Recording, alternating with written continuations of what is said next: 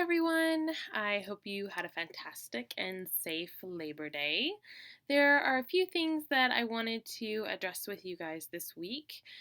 The first is using citations and references. I know that 1 in 4 women will experience domestic violence at some point in their lifetime, right? This is just something that I generally know. However, this statistic comes from somewhere. It comes from research that other researchers worked very hard on to find that stat. So I need to cite it and give it credit where credit is due. That is not my information. I did not find that. And even if I did, I would need to cite myself as well.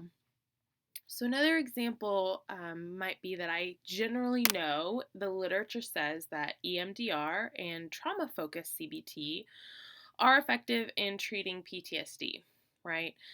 But I need to cite the studies that have found this to be true, even though, again, I just generally know that information.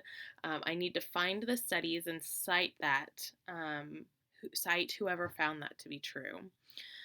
I'm going to start taking more and more points off if you're not citing your information. So your discussion board postings are preparing you for your agency memo assignment. So each one of the discussion board postings each week should help you get closer and closer to understanding your agency memo assignment. If you do not cite correctly in your agency memo assignment, that is plagiarism, and you unfortunately will get a 0. This whole class is about finding and citing the research and learning how to use research in an agency setting.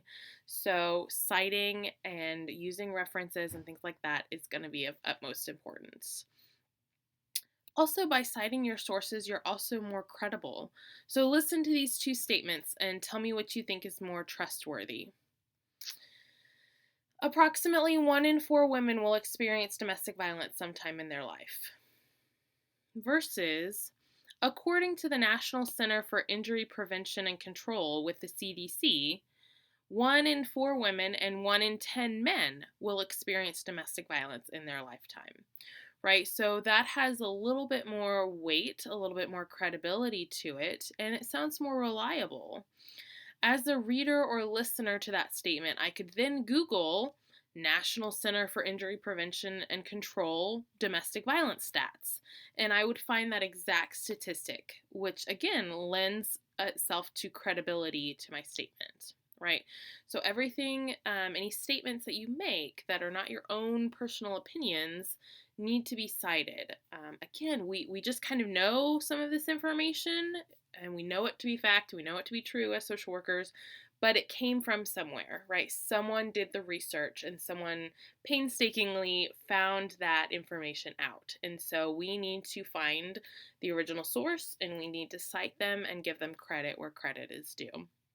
So that's something that I'm going to be kind of focusing on the discussion board postings, and definitely the agency memo paper going forward. So please keep that in mind.